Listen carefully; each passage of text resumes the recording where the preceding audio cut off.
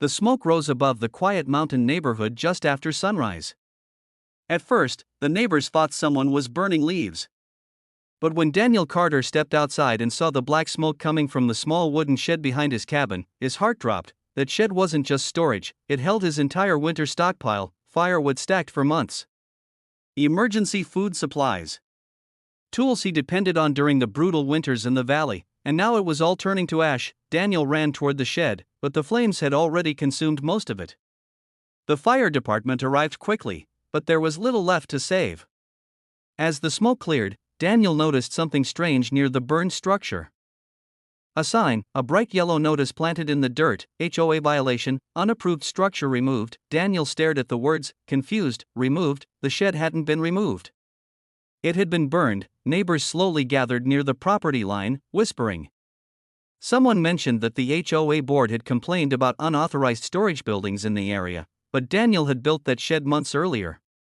And he had checked the property lines carefully, or at least, he thought he had. Standing in the cold morning air, Daniel realized something was very wrong, because if the HOA believed they had the authority to destroy a shed, then they had made a mistake so big that by the end of the week, the entire neighborhood would be talking about it. But the truth behind the land and the shocking document Daniel kept in his house was something the HOA president had never bothered to check, and once the document came out, everything would change. Daniel Carter had moved to Pine Creek Valley 2 years earlier for one simple reason: peace. After spending 20 years working in construction management in the city, he wanted quiet mornings, mountain air, and a small property where he could live without constant noise or pressure. The cabin he bought sat at the edge of the neighborhood, where the HOA boundary ended and open land began. At least, that's what the property documents showed. When Daniel first built the wooden shed, he followed every step carefully.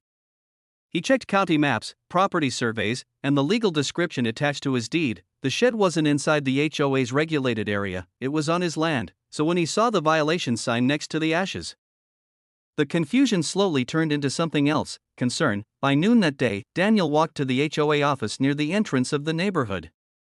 Inside, the president of the board, Karen Whitfield, sat behind a desk reviewing papers. She looked up calmly when Daniel entered. "Oh, you must be here about the shed," she said. Daniel blinked. "You mean the one that burned down?" Karen nodded as if everything were perfectly normal. "The board determined the structure violated community standards," she explained. "It was scheduled for removal." Daniel felt the tension rising in his chest. "Removal?" He repeated slowly.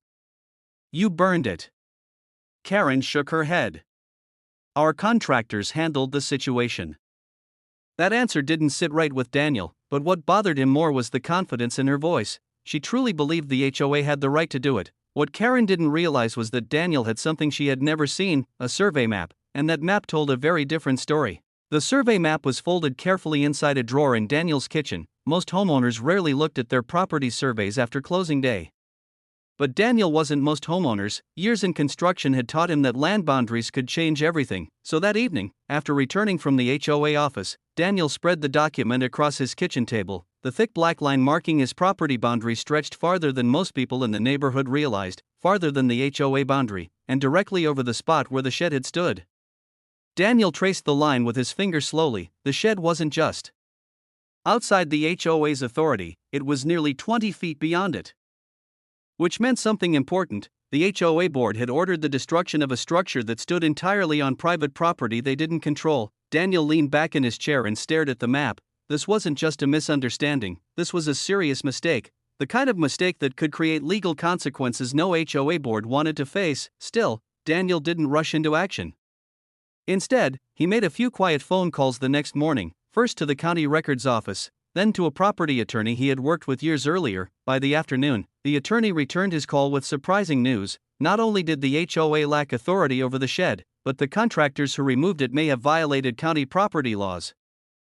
Daniel stood on his porch looking at the burned remains behind his cabin. The HOA believed they had enforced their rules, but soon they would discover something very different. They had stepped far outside their boundaries, and the consequences were only beginning. News spreads quickly in small communities. By the next afternoon, several neighbors had heard about the burned shed and Daniel's conversation with the HOA board. Some believed the HOA had acted correctly, others weren't so sure. Daniel remained calm through it all. Instead of arguing with anyone, he simply gathered documents: the property survey, the county land records, photos of the shed before the fire, and one more thing, the official HOA boundary agreement filed years earlier with the county. When his attorney reviewed the paperwork, the conclusion became clear: the HOA had no jurisdiction over Daniel's shed, none. That evening, Daniel received an unexpected message from Karen Whitfield asking him to attend the next HOA board meeting. Apparently, the situation had become a topic of discussion. Daniel smiled slightly when he read the message. Discussion was exactly what needed to happen, but Karen still believed the board was in control. She had no idea what documents Daniel planned to bring with him, or how many neighbors were beginning to question the HOA's authority after hearing the story. The meeting was scheduled for Friday night, and by the time it ended, the entire neighborhood would finally learn the truth about the land behind Daniel's cabin. Friday evening arrived with a quiet tension hanging over the Pine Creek Community Hall. Nearly every seat in the room was filled. Some neighbors came out of curiosity. Others came because they had their own frustrations with HOA rules. Karen Whitfield opened the meeting confidently. The board would like to address the recent complaint regarding a structure that violated our neighborhood standards, she announced. Then she invited Daniel to speak. Daniel walked calmly to the front of the room carrying a simple folder. Inside were the documents that would change everything. He placed the survey map on the table so everyone could see. This, Daniel said quietly, is the official county survey of my property.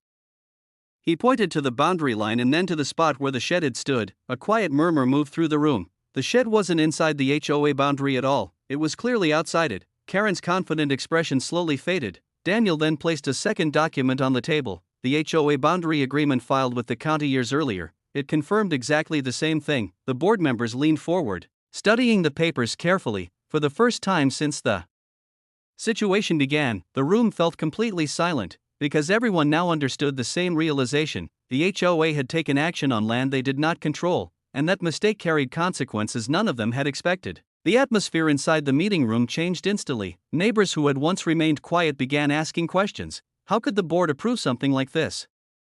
One homeowner asked. Another pointed to the map. If that land isn't part of the HOA, they never had the authority. Karen Whitfield attempted to regain control of the conversation. There must be some misunderstanding, she said carefully, but Daniel's attorney, who had quietly arrived at the meeting, stepped forward. There is no misunderstanding, he explained calmly. He described the legal boundaries and the responsibilities attached to them. Ordering contractors onto property outside HOA jurisdiction could create serious liability issues. The room filled with uneasy whispers. For years, most residents had assumed the HOA rules applied everywhere in the neighborhood, but now the reality looked different. Daniel wasn't angry as he listened to the discussion. He simply wanted acknowledgement of the mistake and a fair solution. Finally, Karen cleared her throat and spoke again. The board will review the situation immediately, she said, but everyone in the room already understood something important. The HOA had acted without verifying the land boundaries, and now they were facing the consequences of that decision. Yet the biggest twist of the entire situation was still about to be revealed, because the burned shed was only part of the story. 2 days after the meeting, the HOA board released an official statement to the neighborhood. They acknowledged that Daniel's shed had been located outside HOA jurisdiction. The removal had been ordered based on an incorrect assumption about property boundaries. The board agreed to compensate Daniel for the destroyed structure and issued a formal apology. For many residents, the situation became a powerful reminder. Property lines matter, and authority has limits. Daniel rebuilt his shed. A few months later, stronger than before, this time with neighbors stopping by to help during the construction, the tension that once surrounded the property slowly faded, but the story of the burned shed remained something people in Pine Creek would talk about for years. Because it proved that even organizations meant to manage neighborhoods must follow the same rules as everyone else, and sometimes, the quiet homeowner at the edge of the community holds the documents that change everything. What began as a small dispute over a wooden shed became a lesson the entire neighborhood would never forget, and that was the final twist in this unbelievable HOA story. If you love the drama, don't forget to like, subscribe, and drop a comment sharing your thoughts. It really helps this channel grow.